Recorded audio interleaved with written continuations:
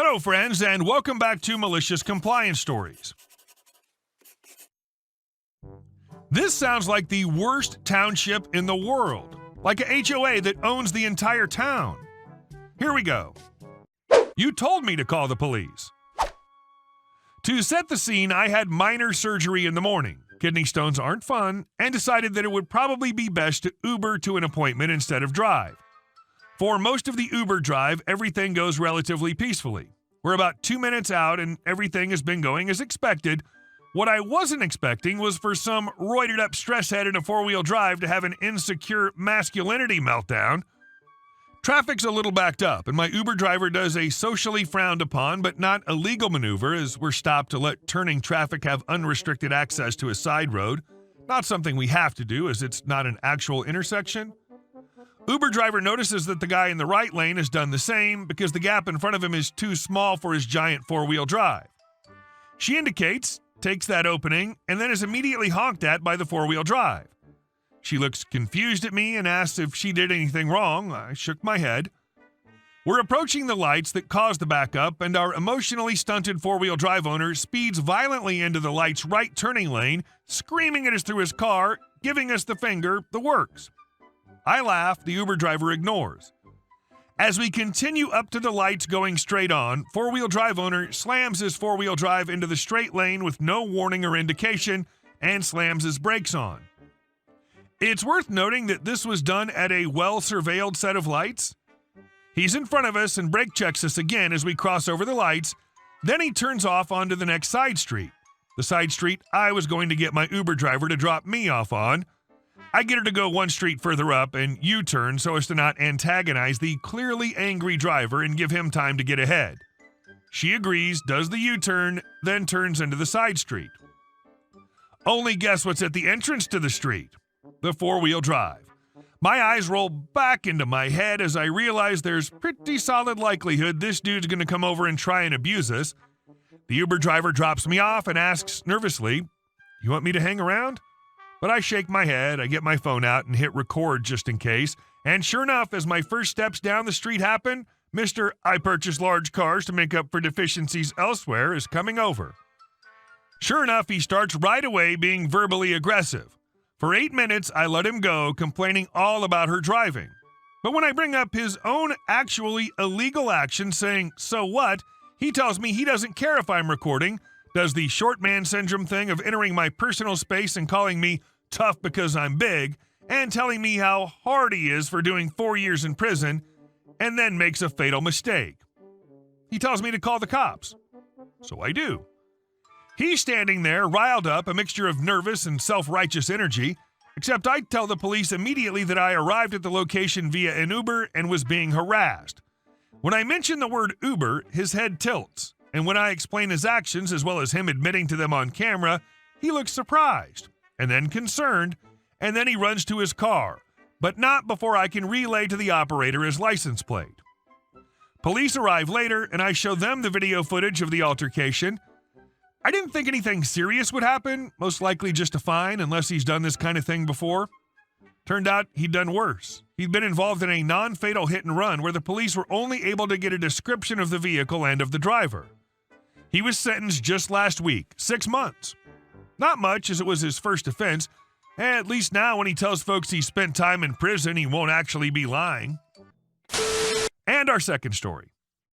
Angry Karen misses light after screaming at me. I had to get up and drive into town this morning for lab testing. I couldn't remember if it was a fasting test or not, so I hadn't eaten anything in about 12 hours or had any coffee, so I was a little grumpy to start with. I live up in the mountains, and it's a 35-minute drive into town, so I left good and early to get there on time. I won't say I handled this the best, but you have to take life's little joys where you can find them. The road I live on starts out as a dirt road, and there's an intersection where it turns into pavement. The county paved the school bus route, but the paved section of the road turns, actually changing street names in the process. The issue is that I have the right-of-way, and the traffic on the paved road has a stop sign in one direction only, but the people driving on the paved section don't like to stop. It happens all the time, but the police don't hit this backwoods corner of my world, so nothing happens. Anyway, as I'm approaching the pavement, Karen blows the stop sign without so much as a pause. While at this time it wasn't a risk, but it pisses me off. So being a little passive-aggressive, I take a little petty revenge if I can. The way the roads are set up, there are a few side roads that go a couple of different ways to get it to a singular 2-lane that leads into the small town I live in, and I made it a point to take a different path to get ahead of Karen, to get in front of her, to be a little passive-aggressive and just go 37 and a 35, where people tend to go 45 to 50 just because. But this isn't the revenge. I managed to get the jump on her via the back streets and turn onto the 2-lane that lasts about a mile. Honestly, at this point, I forgot about her, but when we crested the hill and started down the other side, I was just coasting along at about 40 and hit the brakes a little too slow, and she freaked. On a double yellow, she flies past me at about 50 miles per hour. I gave her a nice tap of the horn and continued down the hill. At the bottom of the hill at the red light, this is the funny thing, the light's almost never green, so everyone always has to stop. She gets into the turn lane and has her passenger window down. I'm going straight, so I pulled up next to her. So this will continue as her equals K and me equals M. M. Are you stupid or something, passing on a double yellow? K. Why were you driving like that, slamming on your brakes in front of me? I didn't. M. What are you talking about? I'm supposed to speed because you need to go somewhere? I was already doing 40 and a 35. K. You were rude. I wasn't tailgating you. I had to swerve to miss you. M. If you had to swerve, you were too close. And so the way you fix that is by passing on a double yellow and speeding down the hill? And this was after you blew the stop sign back there. Not even realizing that she ran the stop sign or anyone saw her. As I said, it's pretty routine, and I see the same people do it all the time. K. What the F are you talking about? M. Well, maybe pay attention to the traffic laws and signals and you'll be safer. By the way, you just missed your arrow. She looks at the light that had just turned red and looks back at me and started screaming something unintelligible, but I was already rolling my window back up and leaving. And our next story. The gas board took Dad to court. Many years ago, when I was a teenager, early 90s, we lived in a newly built house in a small UK cul-de-sac. My mom had this thing against gas, so we had the house built all electric and no gas supply. One day, I'm home alone and the doorbell goes. There's a man with a clipboard and he's saying he's here to read the meter. I point out it's the cupboard beside him and he says, no, that's the electric one. I tell him that's the only one I know about and I'm on my own, so he can't come in. So he mumbles, I'll just estimate it then, and walks off to the next house.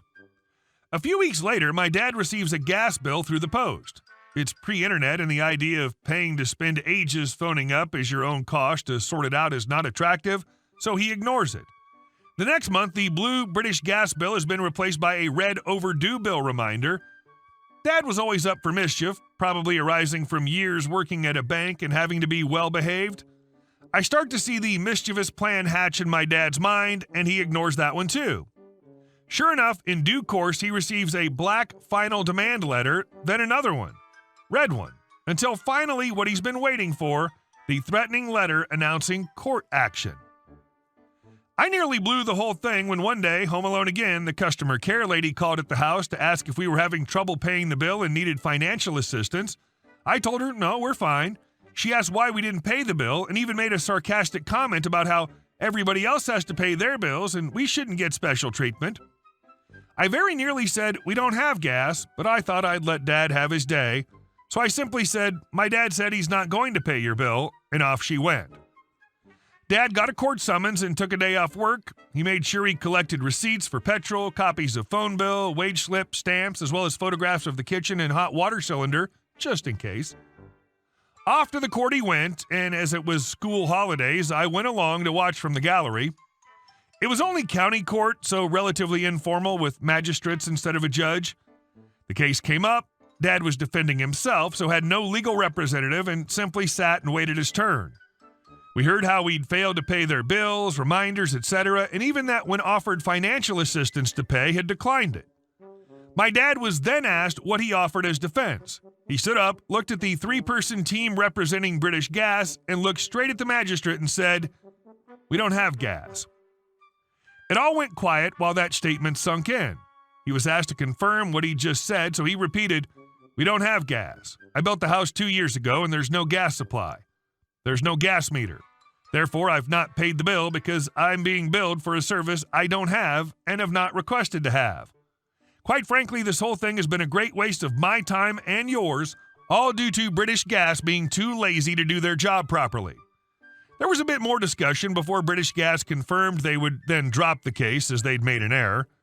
Dad then spoke up and said to the magistrate, "Sir, there is the matter of my own costs and expenses I would like covered by British Gas." They were ordered to pay up a bit over £500, more than the gas bill, as Dad was already armed with every piece of evidence to substantiate his costs, all written with the accounting accuracy of a lifetime as a bank manager. Even better, 2 months after the court case, we then got the next gas bill for our usage over the next 6-month period. This time he just sent it back with a reference to the court case. Props to your dad. His years of behaving paid off. And our last story. While we were away, my neighbor had someone cut down 15 trees on my property, then pour salt all over to kill the roots. In Brevard County, Florida, the trees and on the corner of the property of her yard, our yard, and property the HOA owns. It's 2 yards on a lake with a few feet of property on the lake the HOA owns so everyone can enjoy the full lake. A month back, our neighbor had the trees on her property cleared out. All good, it's her yard. We went out and confirmed the property line with her and the guy cutting the trees and said, "Don't touch anything on our property." Fast forward to today, and he's back and has cut 15 of our 20 banana trees down and poured salt all over the roots and new sprouts which will kill the root system before we could stop them. She says she didn't believe it was our property. We presented a land survey we recently got done and measured from the edge of the house, as is shown in our copy, 100% our property, our trees. Police report filed by us and the HOA for damage and trespassing to our property. We talk with our attorney tomorrow who handles this kind of thing and have messaged an arborist for an appointment. Update: the trees could not be restored, but the neighbor paid us a pretty penny in compensation. Hey guys, thank you all for watching the video. I'll see you in the next one.